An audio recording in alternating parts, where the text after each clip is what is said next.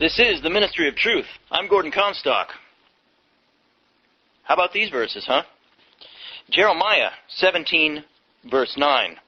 The heart is deceitful above all things and desperately wicked.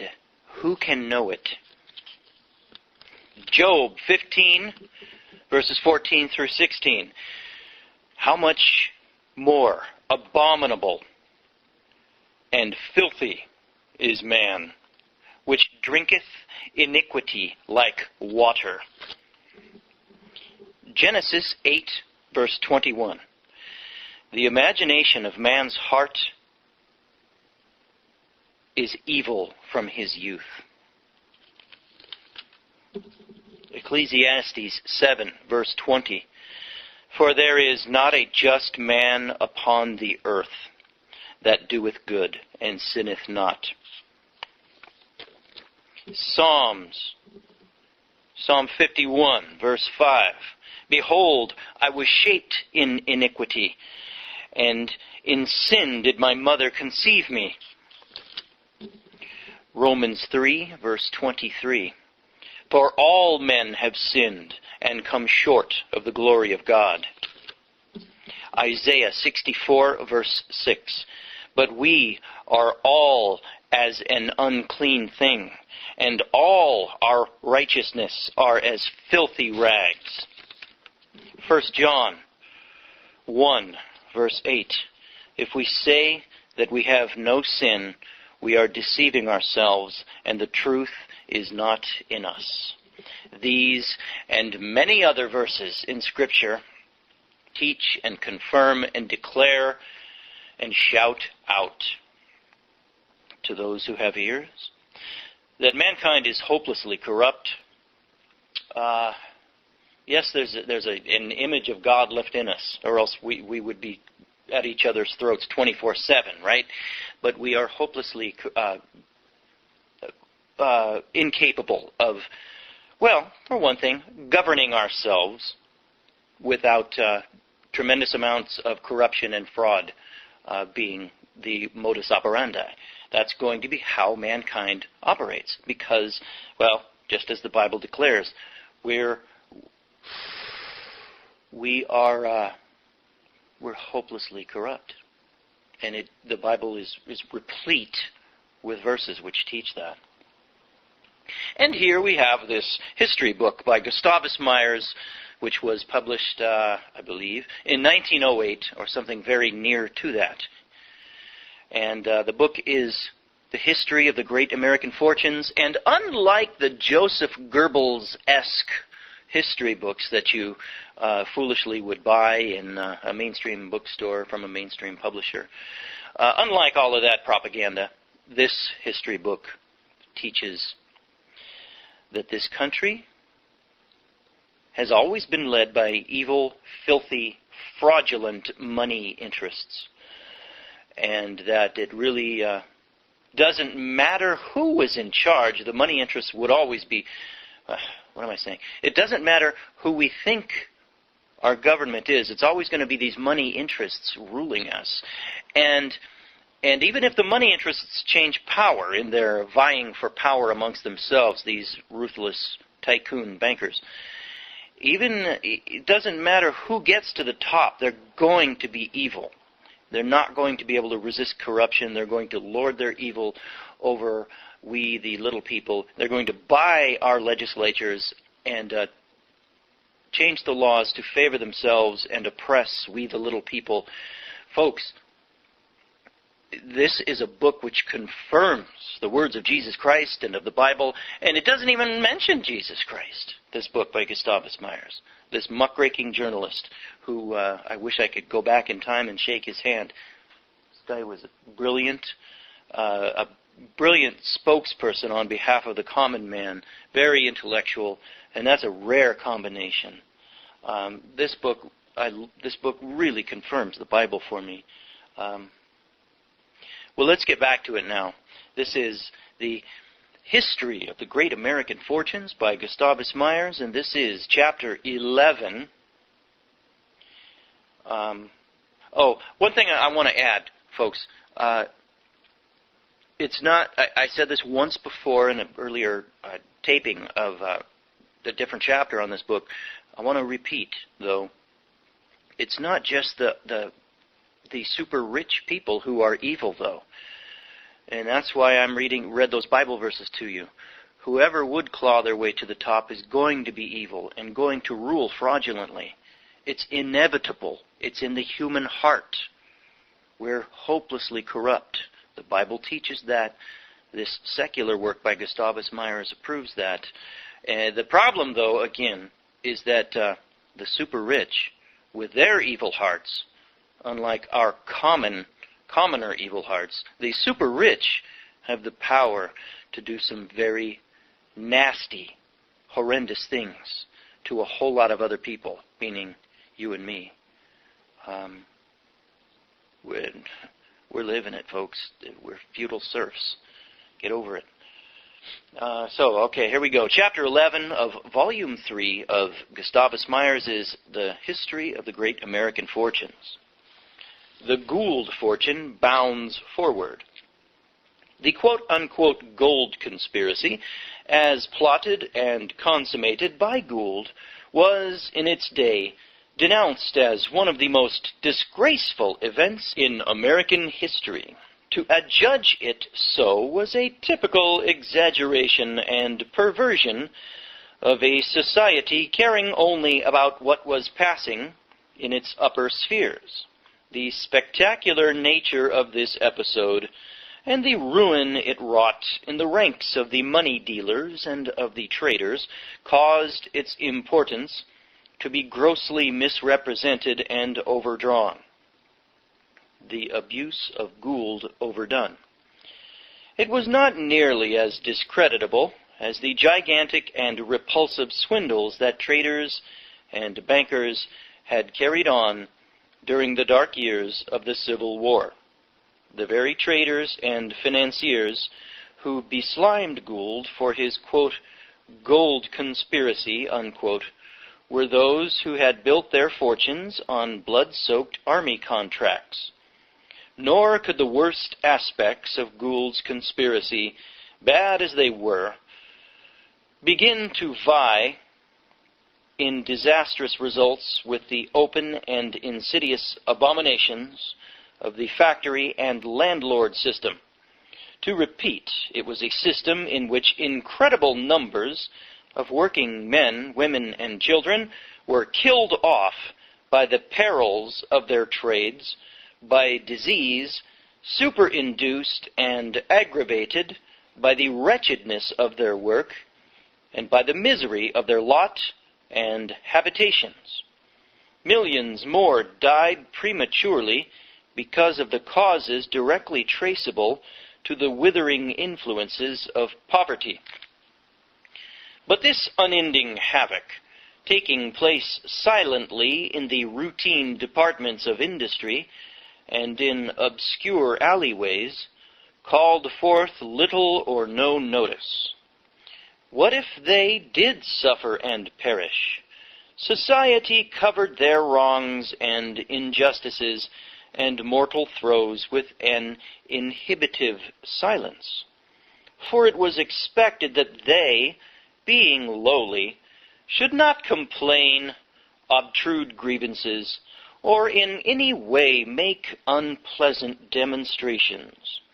Yet, if the prominent of society were disgruntled, or if a few capitalists were caught in the snare of ruin which they had laid for others, they at once bestirred themselves and made the whole nation ring with their outcries and lamentations. Their merest whispers became thunderous reverberations.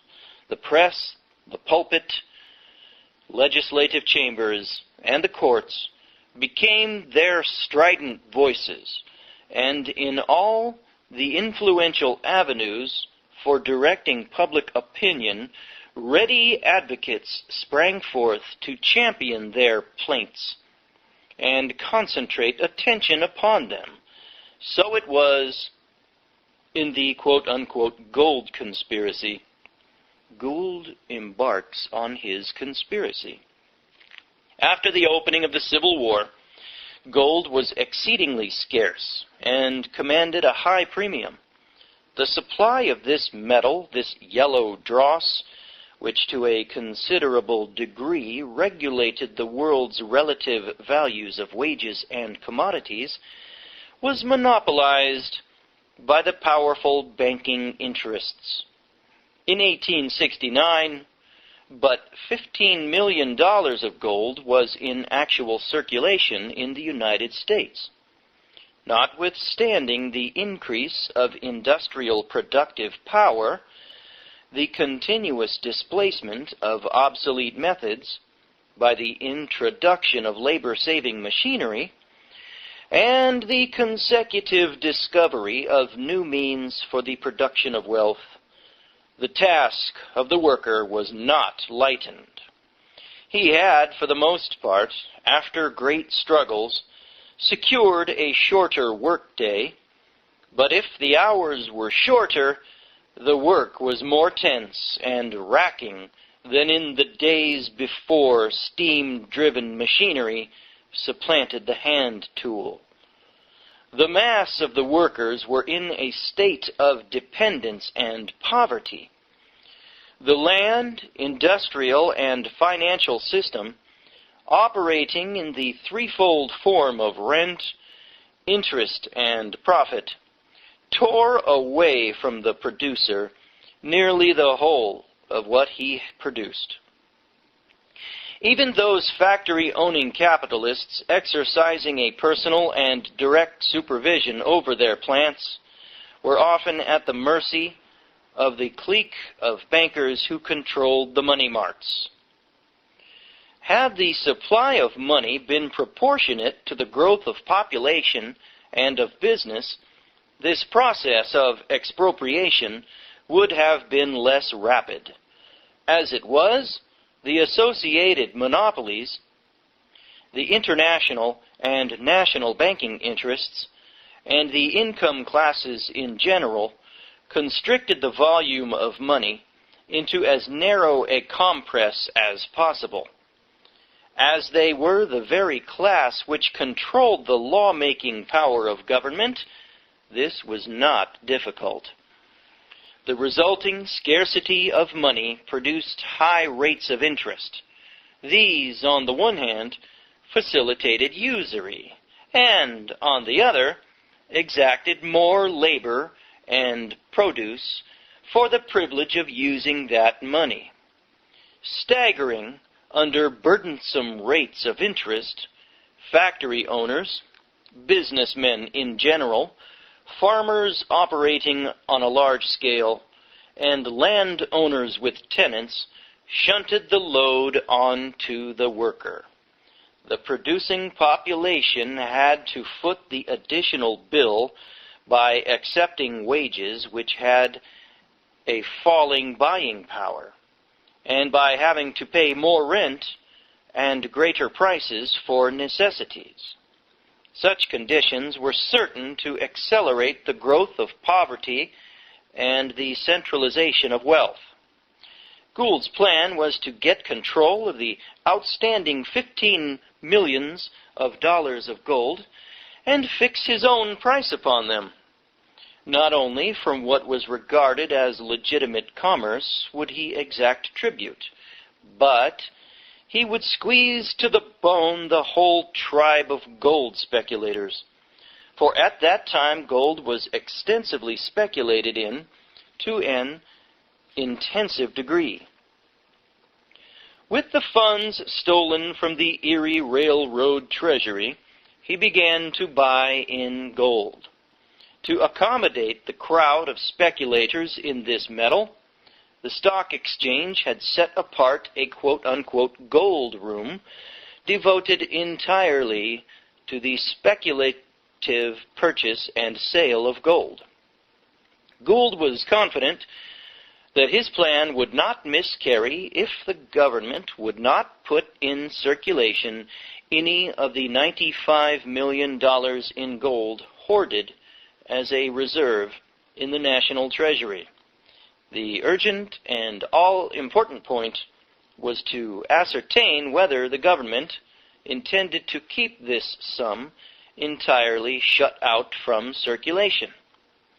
He bribes government officials. To get this inside information, he succeeded in corruptly winning over to his interests A.R. Corbin, a brother-in-law of President Grant. The consideration was Gould's buying $2 million worth of gold bonds without requiring margin or security for Corbin's account. Thus, Gould thought he had surely secured an intimate spy within the authoritative precincts of the White House.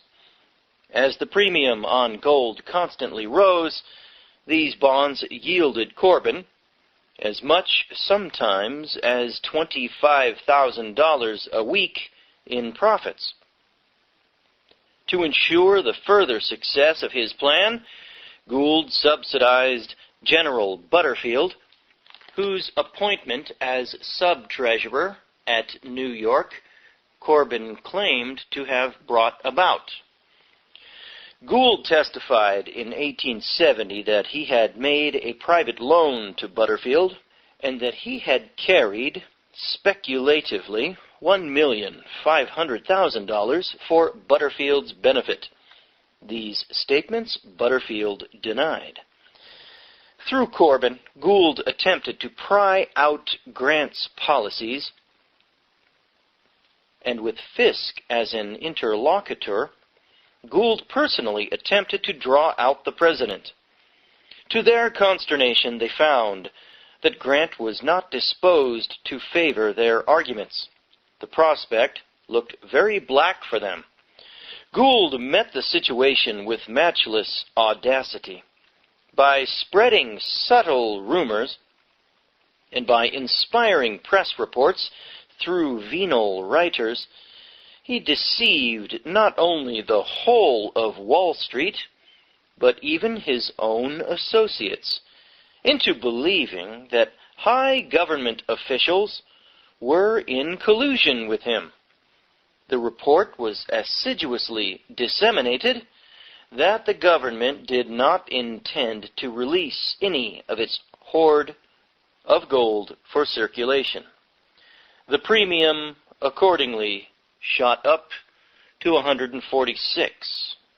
Soon after this, certain financial quarters suspected that Gould was bluffing, the impression spreading that he could not depend upon the government's support.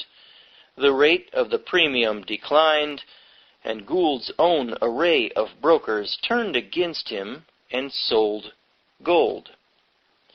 Gould betrays his partners. Entrapped, Gould realized that something had to be done, and done quickly, if he were to escape complete ruin. Holding, as he did, the large amount of gold that he had bought at steep prices. By plausible fabrications, he convinced Fisk that Grant was really an ally.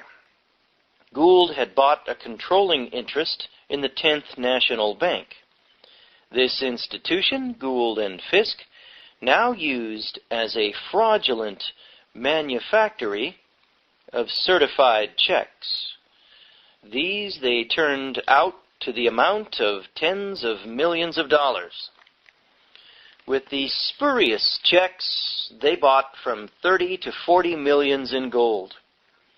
Such an amount of gold did not, of course, exist in circulation, but the law permitted gambling in it as though it really existed. Ordinary card gamblers, playing for actual money, were under the ban of the law. But the speculative gamblers of the stock exchange, who bought and sold goods which frequently did not exist, carried on their huge fraudulent operations with the full sanction of the law. Gould's plan was not intricate. Extensive purchases of gold, naturally, as the laws of trade went, were bound to increase constantly its price. By September 1869, Gould and his partners not only held all of the available gold in circulation, but they held contracts by which they could call upon bankers, manufacturers, merchants, brokers, and speculators for about $70 million more of the metal. To the banking, manufacturing, and importing interests, gold, as the standard, was urgently required for various kinds of interfluent business transactions: to pay international debts, interest on bonds, customs dues, or to move the crops. They were forced to borrow it at Gould's own price. This price was added to the cost of operation, manufacture, and sale, to be eventually assessed upon the consumer. Gould publicly announced that he would show no mercy to anyone. He had a list, for example, of 200 New York merchants who owed him gold. He proposed to print their names in the newspapers, demanding settlement at once, and would have done so had not his lawyers advised him that the move might be adjudged criminal conspiracy. The tension, general excitement, and pressure in business circles were such that President Grant decided to release some of the government's gold, even though the reserve be diminished. In some mysterious way, a hint of this reached Gould. The day before, quote-unquote, Black Friday, he resolved to betray his partners and secretly sell gold before the price abruptly dropped. To do this with success, it was necessary to keep on buying so that the price would be run up still higher. Such methods were prohibited by the code of the stock exchange, which prescribed certain rules of the game. For while the members of the exchange allowed themselves the fullest latitude and the most unchecked deception in the fleecing of outside elements, yet among themselves they decreed a set of rules forbidding any sort of double-dealing in trading with one another. To draw an analogy, it was like a group of professional card sharps deterring themselves by no scruples in the cheating of the unwary, but who insisted that among their own kind, fairness should be scrupulously observed. Yet, rules or no rules, no one could gainsay the fact that many of the foremost financiers had often and successfully used the very enfilading methods that Gould now used. While Gould was secretly disposing of his gold holdings, he was goading on his confederates and his crowd of 50 or more brokers to buy still more. By this time, it seems, Fisk and his partner in the brokerage business, Belden, had some stray inklings of Gould's real plan. Yet all that they knew were the fragments Gould chose to tell them, with perhaps some surmises of their own. Gould threw out just enough of an outline to spur on their appetite for an orgy of spoils. Undoubtedly, Gould made a secret agreement with them by which he could repudiate the purchases of gold made in their names. Away from the stock exchange, Fisk made a ludicrous and dissolute enough figure, with his love of tinsel, his show, and braggadocio, his mock military prowess, his pompous, windy airs, and his covey of harlots. But in Wall Street, he was a man of affairs and power.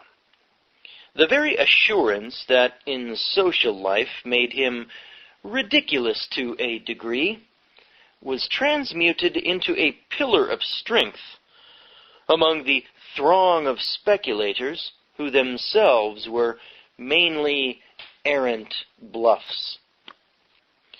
A daredevil audacity there was about Fisk that impressed, misled, and intimidated. A fine screen he served for Gould, plotting and sapping in the background. The memorable quote-unquote Black Friday. The next day, quote-unquote Black Friday, September 24th, 1869, was one of tremendous excitement and gloomy apprehension among the money changers.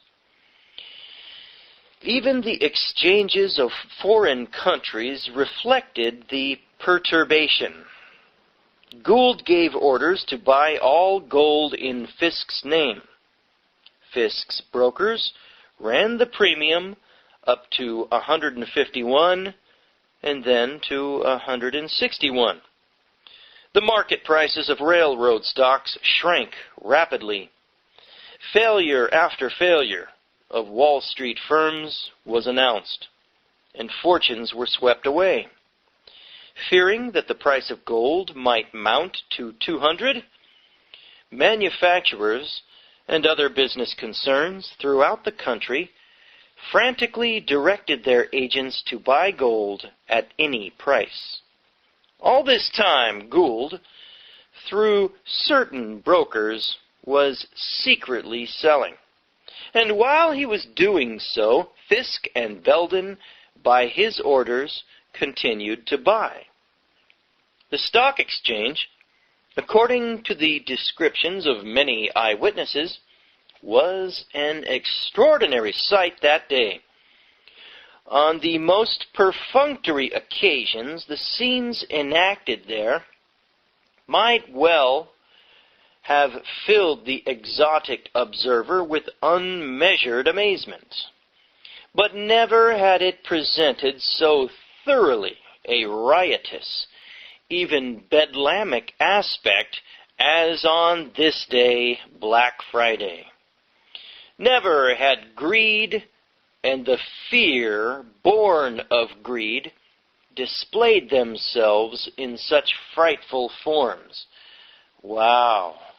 If Gustavus Myers was writing that about what happened in 1869, imagine what he would have written about what happened in 1929. Oh, wow. Here could be seen many of the money masters shrieking and roaring, anon rushing about with whitened faces, indescribably contorted, and again bellowing forth this order or that curse with savage energy and wildest gesture. The puny speculators had long since uttered their doleful squeak, and plunged down into the limbo of ruin, completely engulfed. Only the big speculators or their commission men remained in the arena, and many of these, like trapped rats, scurried about from pillar to post. The little fountain in the quote-unquote gold room serenely spouted and bubbled as usual, its cadence lost in the awful uproar. Over to it rushed man after man, splashing its cooling water on his throbbing head.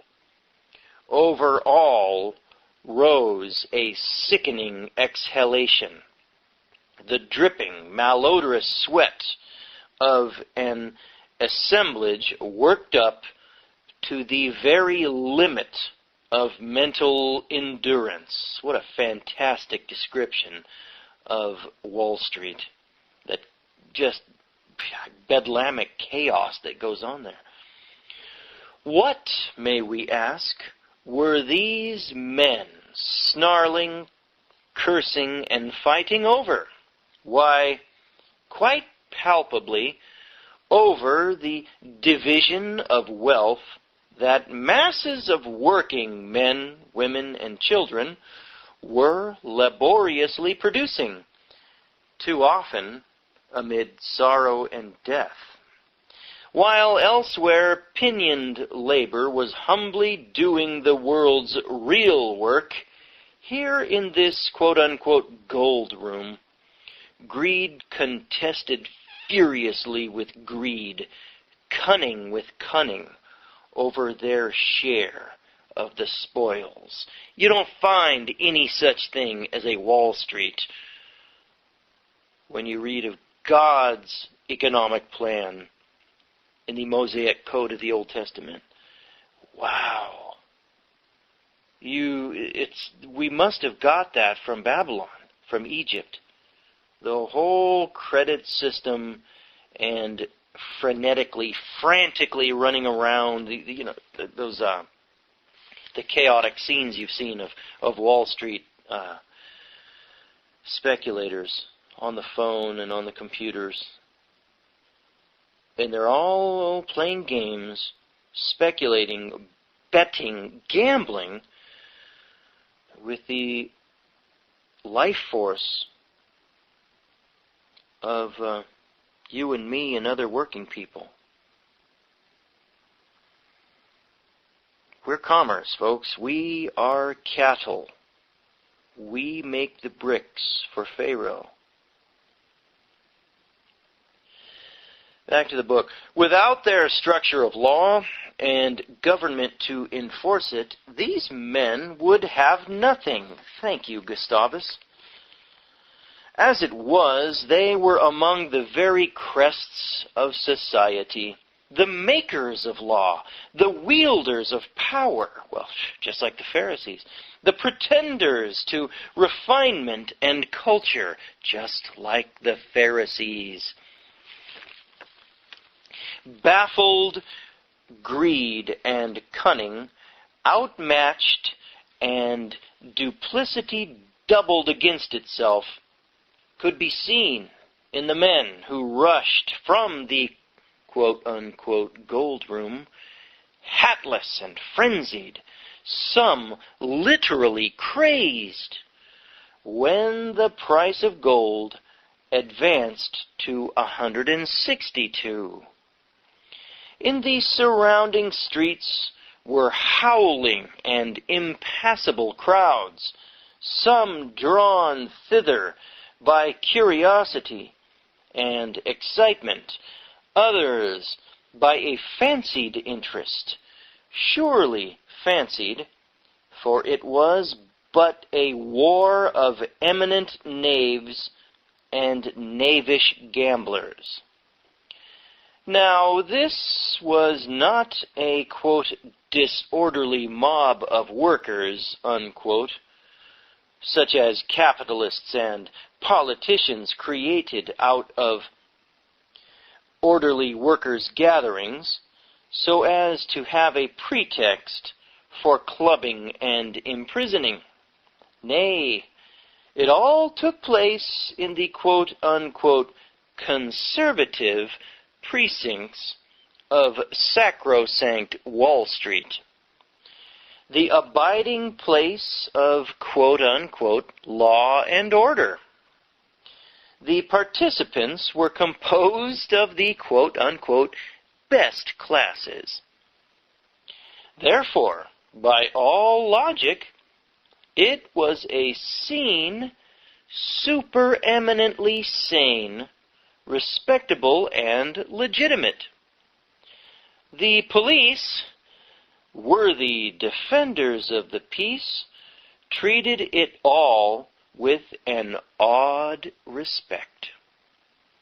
Suddenly, early in the afternoon, came reports that the United States Treasury was selling gold. They proved to be true. Within 15 minutes, the whole fabric of the gold manipulation had gone to pieces. It is narrated that a mob bent on lynching searched for Gould, but that he and Fisk had sneaked away through a back door and had gone uptown. The general belief was that Gould was irretrievably ruined, that he was secretly selling gold at an exorbitant price was not known. Even his own intimates, except perhaps Fisk and Belden, were ignorant of it. All that was known was that he had made contracts for the purchase of enormous quantities of fictitious gold at excessive premiums. As a matter of fact, his underhand sales had brought him $11 or $12 million in profit. But if his contracts for purchase were enforced, not only would these profits be wiped out, but also his entire fortune. 11 millions pocketed by judicial collusion. Ever agile and resourceful, Gould quickly extricated himself from this difficulty. He fell back upon the corrupt judiciary. Upon various flimsy pretexts, he and Fisk, in a single day, procured 12 sweeping injunctions and court orders. These prohibited the Stock Exchange and the Gold Board from enforcing any rules of settlement against them, and enjoined Gould and Fisk's brokers from settling any contracts. The result, in brief, was that judicial collusion allowed Gould to pocket his entire quote-unquote profits, amounting, as the Congressional Committee of 1870 reported, to about $11 million, while relieving him from any necessity of paying up his far greater losses. Fisk's share of the 11 millions was almost nothing. Gould retained practically the entire sum. Gould's confederates and agents were ruined, financially and morally. Scores of failures, dozens of suicides, the despoilment of a whole people were the results of Gould's handiwork. Wow, how'd you like to be that guy standing in front of Jesus Christ someday, huh? From his Erie Railroad thefts, the gold conspiracy, and other maraudings, Gould now had about $25 or $30 million. Perhaps the sum was much more. Having sacked the Erie previous to his being ousted in 1873, he looked out for further instruments of plunder. Money was power. The greater the thief, the greater the power. And Gould, in spite of abortive lawsuits and denunciations, had the cardinal faculty of holding on to the full proceeds of his piracies. In 1873, there was no man more rancorously denounced by the mercantile classes than Gould. If one were to be swayed by their utterances, he would be led to believe that these classes, comprising the wholesale and retail merchants, the importers, and the small factory men, had an extraordinarily high and sensitive standard of honesty. But this assumption was sheer pretense, at complete variance with the facts. It was a grim sham constantly shattered by investigation.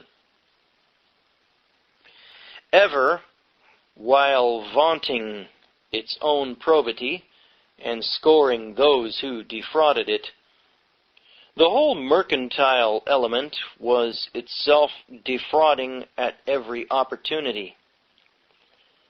Some comparisons with Gould.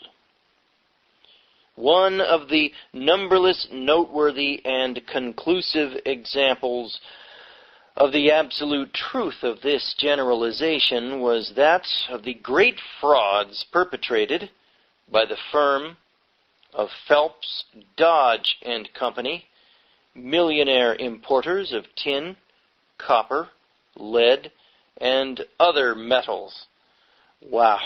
Let me guess. This was the founder of Dodge, the Dodge automaker. Every one of these guys is fraudulent. Every one of these corporations is steeped in, is founded in fraud.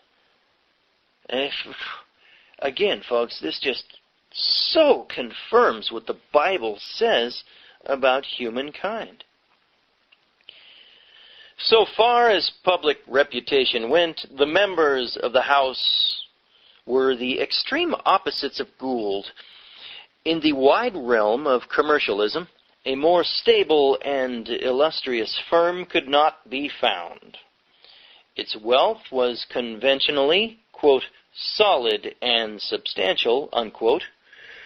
Its members were lauded as, quote, unquote, high-toned, quote, unquote, businessmen of the old-fashioned school, quote, unquote, and as consistent church communicants and expansive philanthropists.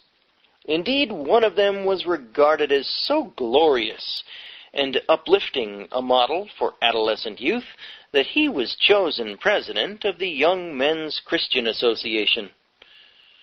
Woe to you when all the world loves you.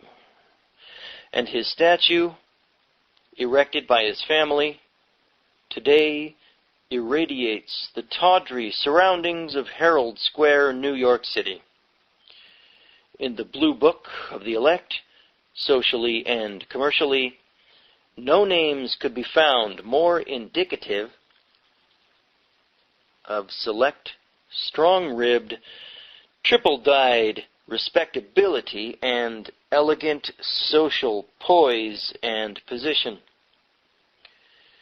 In the dying months of 1872, a prying iconoclast, unawed by the glamour of their public repute and the contemplation of their wealth, began an exhaustive investigation of their custom house invoices. This inquiring individual was B.G. Jayne, a special United States Treasury agent. He seems to have been either a duty-loving servant of the people, stubbornly bent upon ferreting out fraud wherever he found it, irrespective of whether the criminals were powerful or not, or he was prompted by the prospect of a large reward. I wonder, well, in order to be consistent and biblical, I'm going to guess the second, but we'll see. The more he searched into this case, the more of a mountainous mass of perjury and fraud revealed itself. On January 3rd, 1873, Jane set the full facts before his superior, George S. Boutwell, Secretary of the Treasury. Quote, according to ordinary modes of reckoning, a house of the wealth and standing of Phelps, Dodge & Company would be above the influences that induce the ordinary brood of importers to commit fraud. That same wealth and standing became an almost impenetrable armor against suspicion of wrongdoing and diverted the attention of the officers of the government, preventing that scrutiny which they give to acts of other and less favored importers, unquote.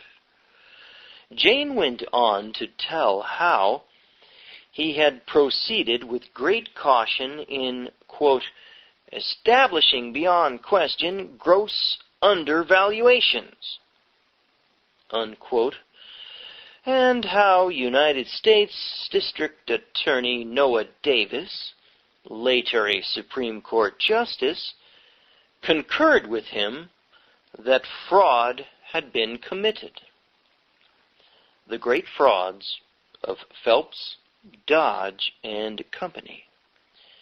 The government red tape showed signs at first of declining to unwind, but further investigation proved the frauds so great that even the red tape was thrilled into action, and the government began a suit in the United States District Court at New York for $1 million for penalties for fraudulent custom house undervaluations.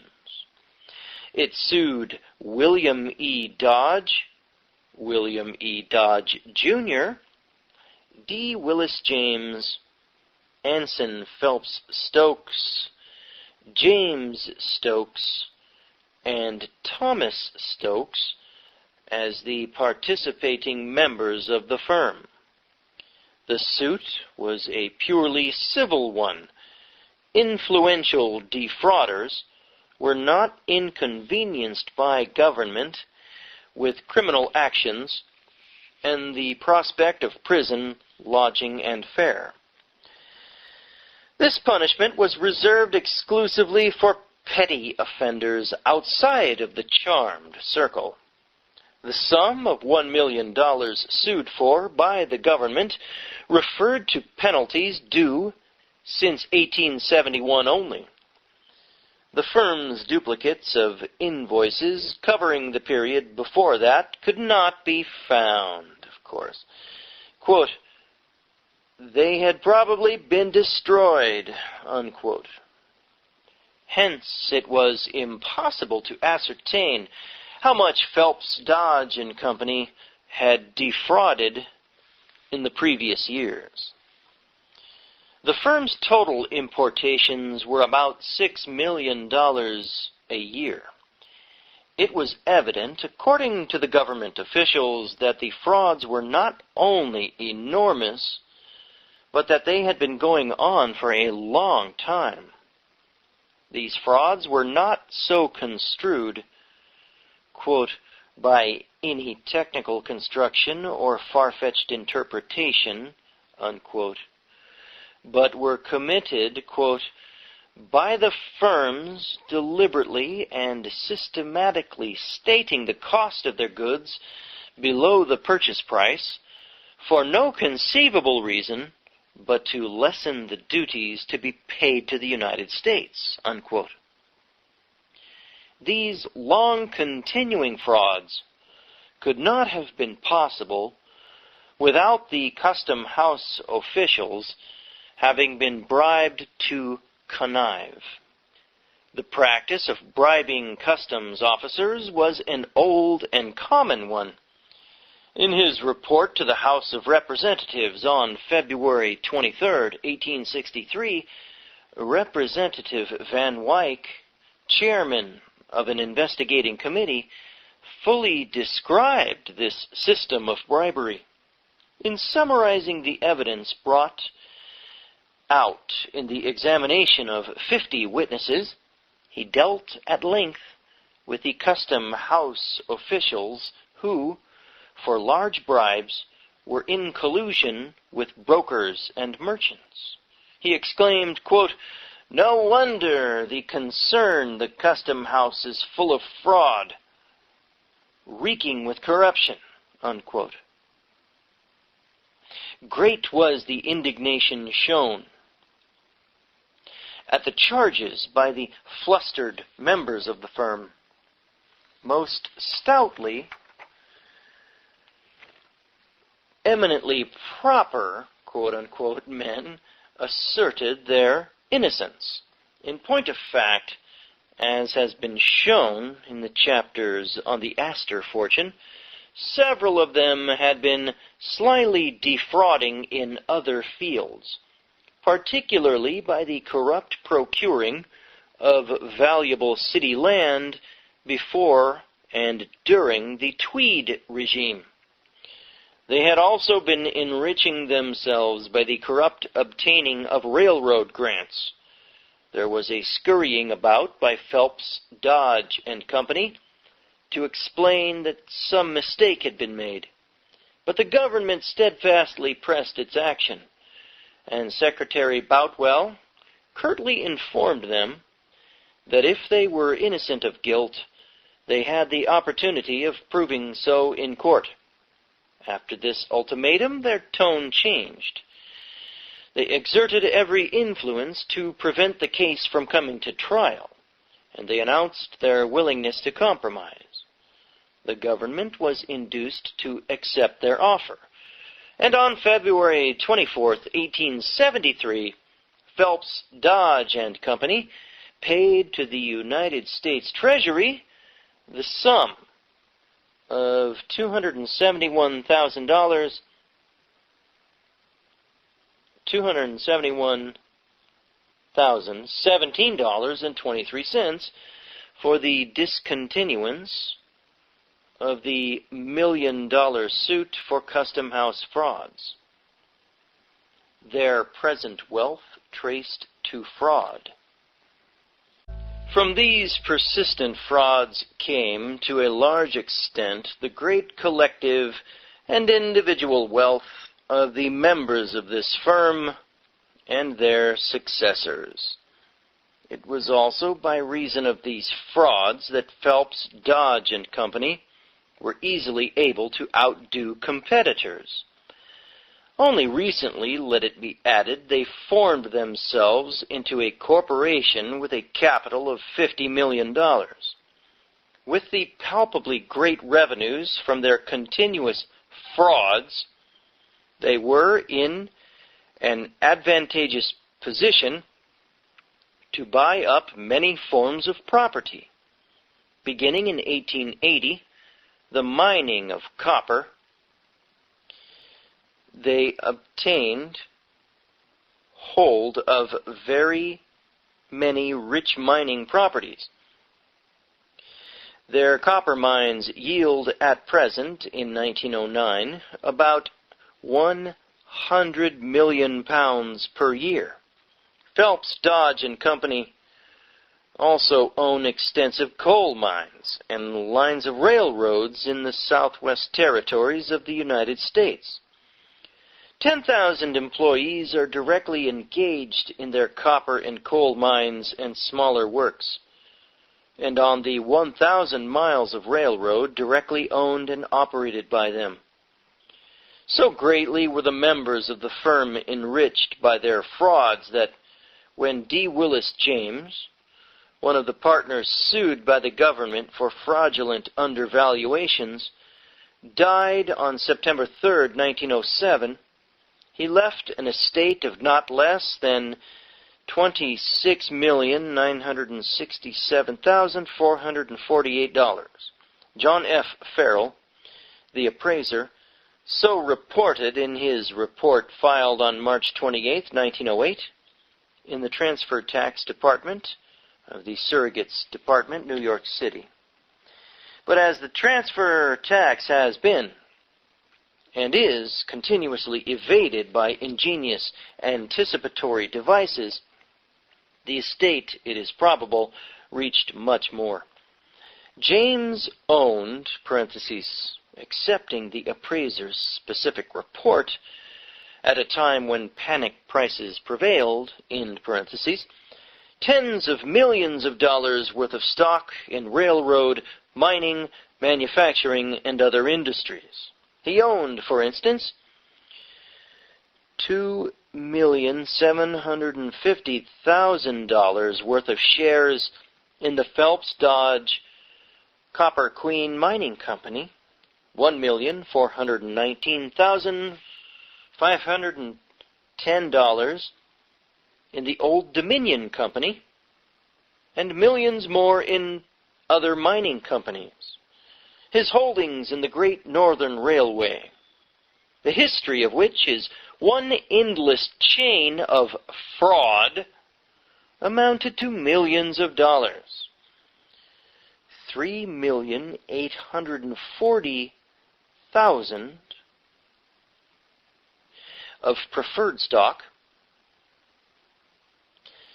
$3,924,000 of common stock, $1,715,000 of stock in the Great Northern Railway iron ore properties, $1,405,000 of Great Northern Railway shares in the form of subscription receipts, and so on.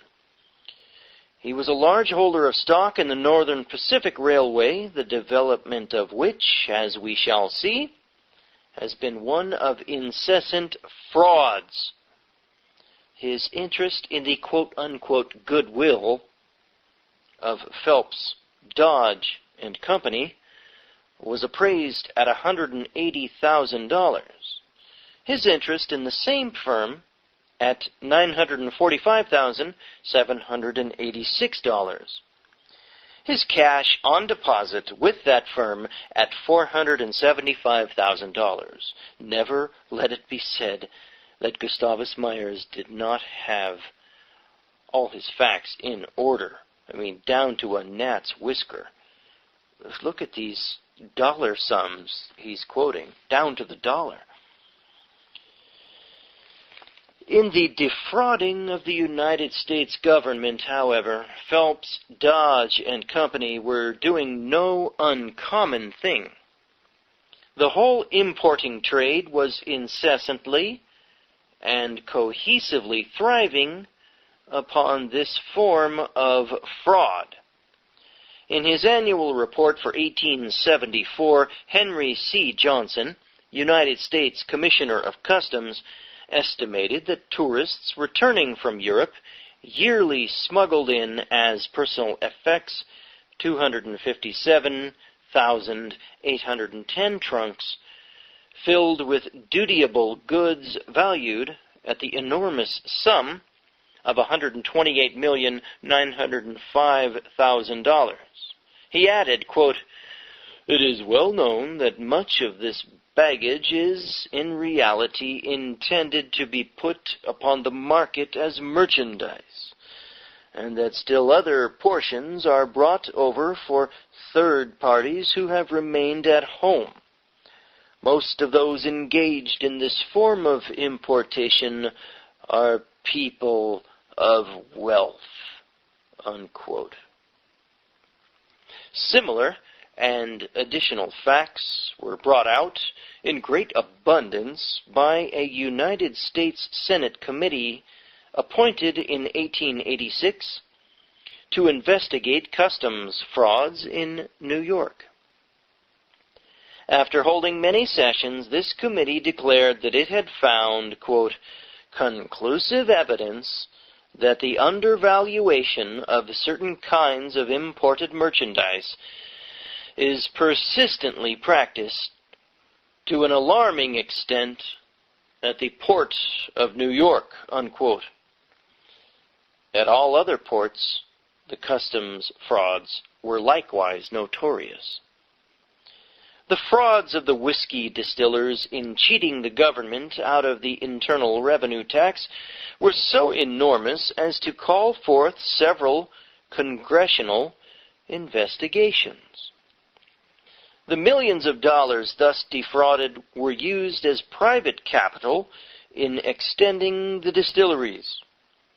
Virtually all of the fortunes in the present whiskey trust are derived in great part from these frauds.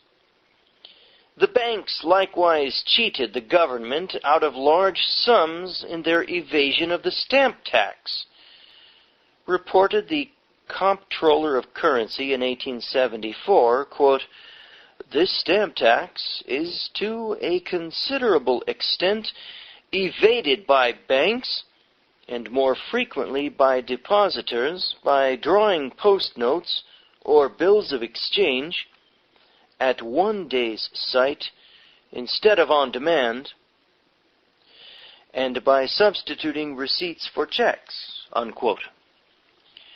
It was from these various divisions of the capitalist class that the most caustic and virtuous tirades against Gould came.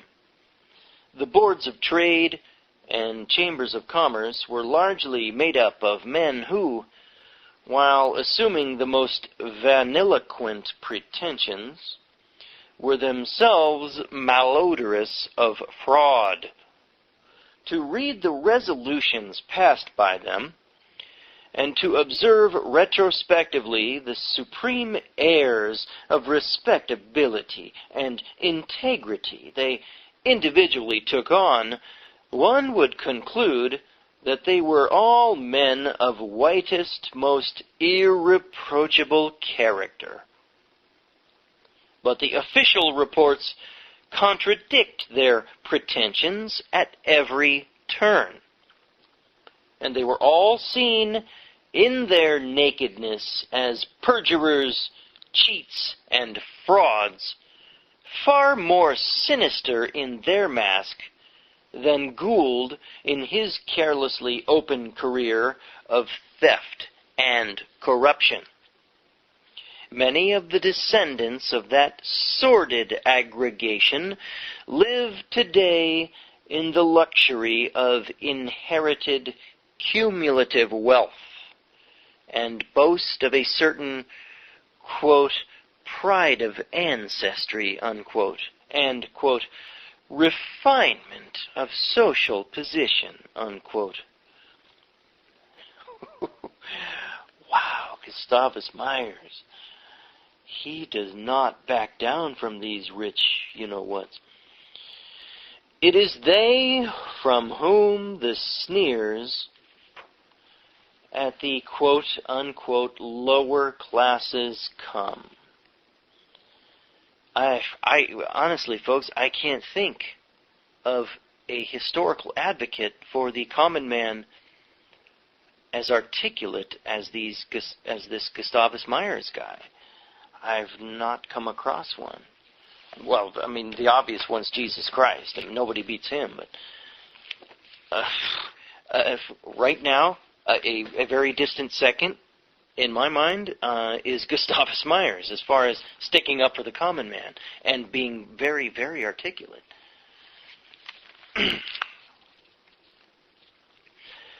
And they it is who take unto themselves the ordaining laws and of customs and definitions of morality. From the very foundation of the United States government, not to mention what happened before that time, the custom house frauds have been continuous up to the very present without any intermission. The recent suits brought by the government against the Sugar Trust for gigantic frauds in cheating in the importation of sugar were only an indication of the increasing frauds. the Sugar Trust was compelled to disgorge about $2 million. But this sum, it was admitted, was only a part of the enormous total out of which it had defrauded the government.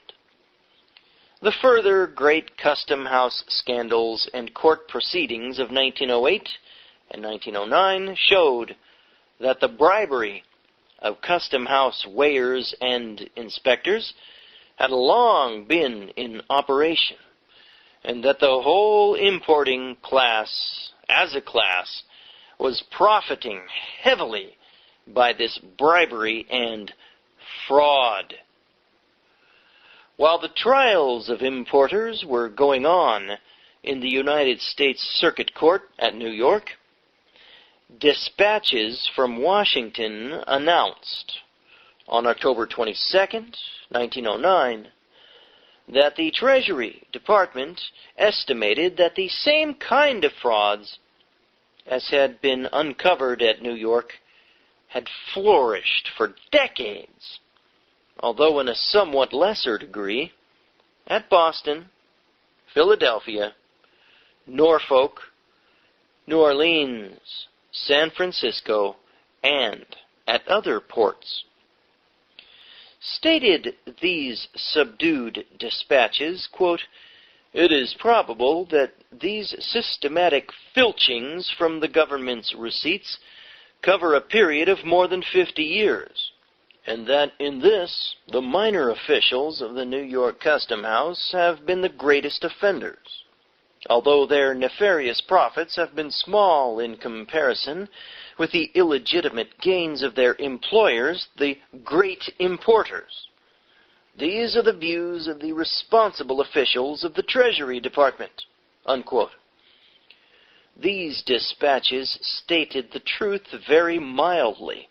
The frauds have been going on for more than a century, and the government has been cheated out of a total of hundreds upon hundreds of millions of dollars, perhaps billions. Wow, that's saying a lot for more than a century ago. And the thieving importers of these times comprise the respectable and highly virtuous chambers of commerce and boards of trade, as was the case in Gould's day.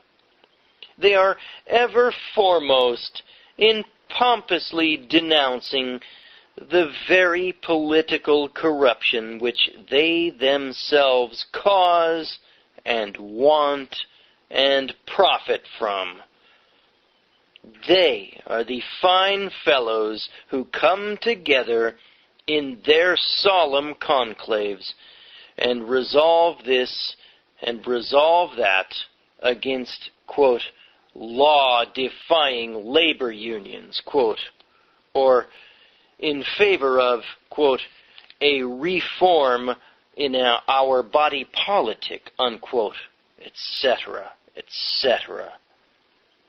A glorious crew they are, of excellent, most devout church members and charity dispensers, sleek, self-sufficient men who sit on grand juries and trial juries and condemn the petty thieves to conviction, carrying long terms of imprisonment. Viewing commercial society, one is tempted to conclude that the worthiest members of society as a whole are to be found within the prisons. Yes, indeed. The time may not be far... Hold on a second. Gustavus Myers has a point. Jesus hung out with people like that. Jesus hung out with the scumbags, the prison types. That's what I'm talking about with this book. Gustavus Myers gets it. The humble people are the beaten down ones and the prostitutes and the sinners. Quite often. And who are the greatest sinners? The ones that are held in the highest esteem by society. It ever was so. It was so in Jesus' day. It was so a century ago in Gustavus Myers's day. And it's so today. And your 501c3 hireling shepherd whore pastors that you go see on Sunday are in favor of all that. They're a part of that. I'm kidding. I hope you don't go see those folks on Friday, on Sunday. I've finally given up on that, by the way. Only God can convict those people. I can't do it.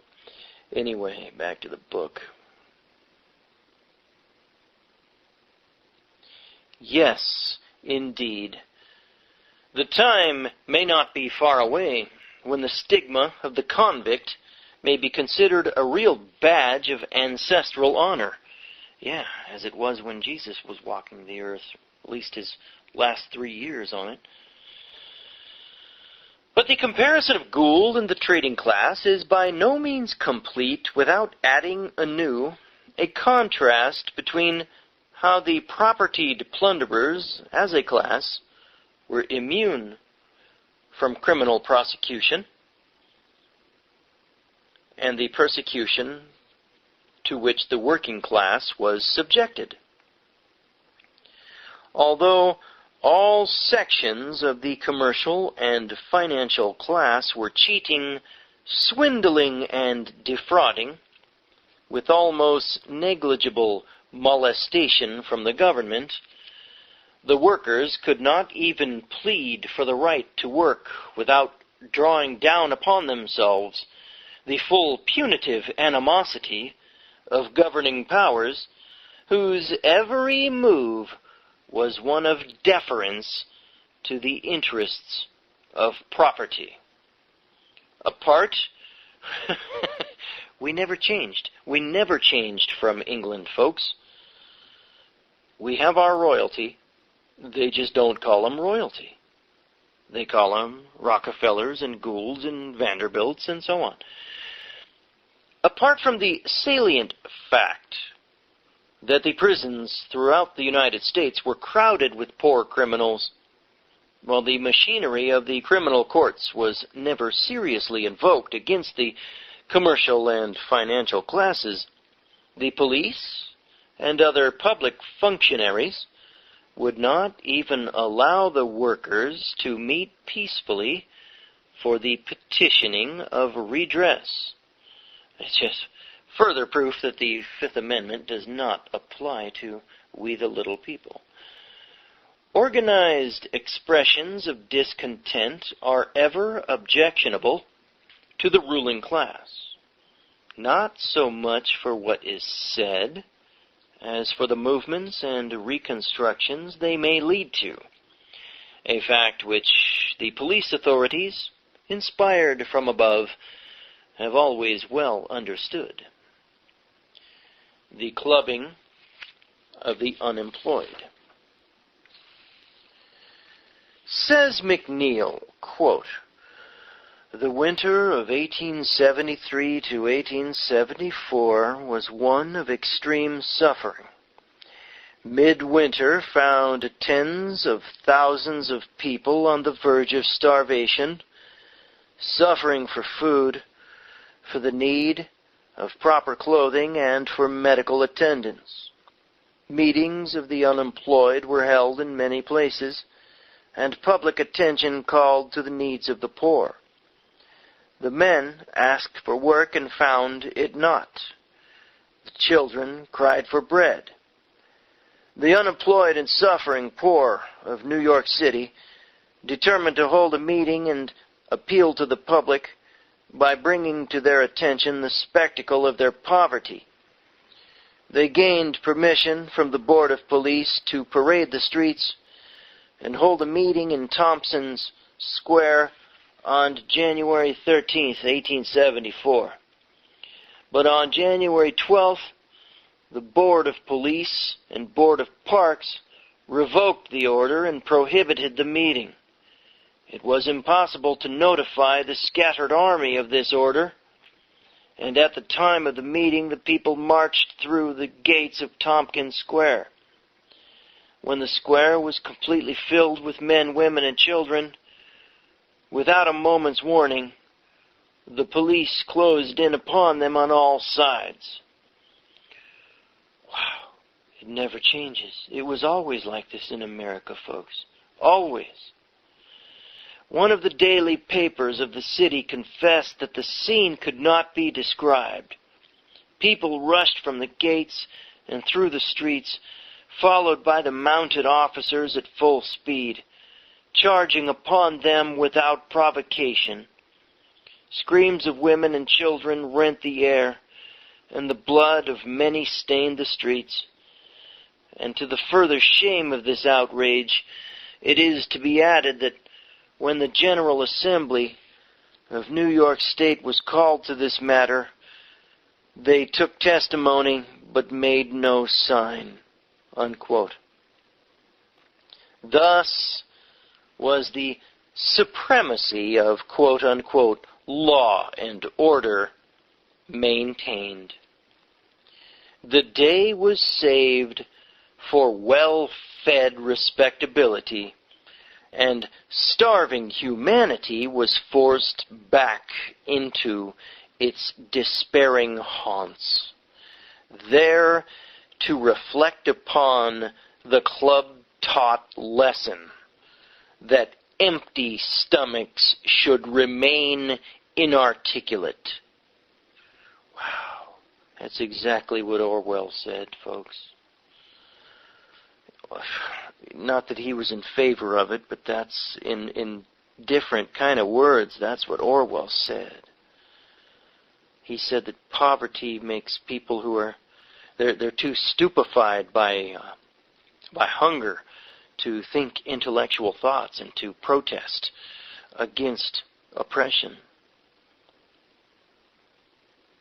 And he knew that because he took part in being poverty-stricken for a while. Back to the book. For the flash of a second, a nameless fright seized hold of the gilded quarters. But when they saw how well the police did their dispersing work and choked up with their clubs the protests of aggregated suffering, self-confidence came back, revelry was resumed, and the saturnalia of theft went on unbrokenly. And a lucky day was that for the police. The methods of the ruling class were reflected in the police force.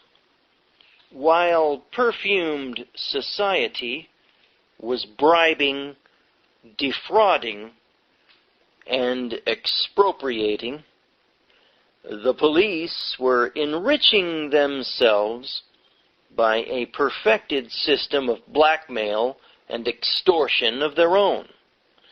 Police commissioners, chiefs, inspectors, captains, and sergeants became millionaires, or at least very rich, from the proceeds of this traffic.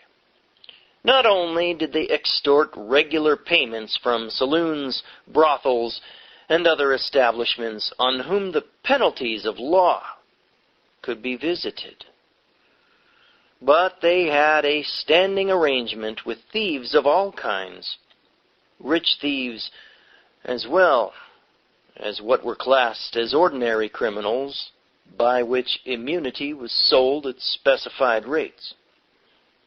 The police force did not want this system interfered with. I guess not.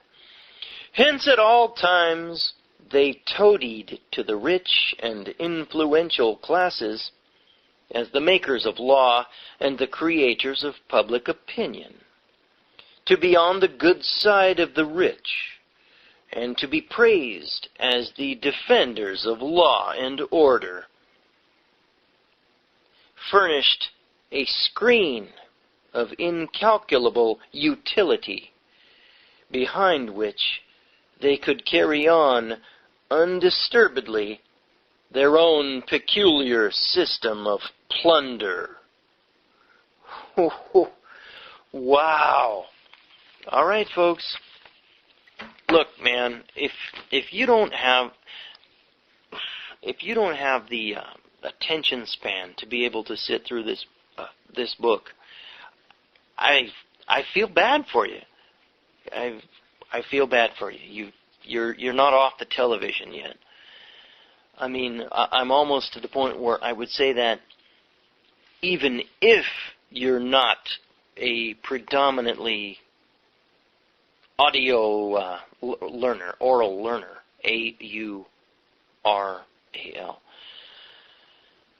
because this book, I mean, I've not encountered a history book like this that tells me American history and how incredibly and consistently, unremittingly fraudulent it has always been. And again, let me say this before I get out of here. It is a fact that this book by Gustavus Myers has never, ever been shown to be historically inaccurate. There have been plenty of complaints against it by the ruling class, by the oligarchs, by the super rich, but never have they shown it to be factually inaccurate. Folks, pull your head out of the sand, especially if you're a Christian. Just stop worshiping the government, stop voting, come out of her, my people. It's fraudulent. The whole thing's fraudulent. Put your faith in Jesus Christ and not in any form of human government. Knock it off. I'm Gordon Comstock. This is the Ministry of Truth. You've just been listening to Chapter 11 of Volume 3 of the history of the great American fortunes that are all based on fraud. All of them. By Gustavus Myers from the early 20th century. Thank you, over and out.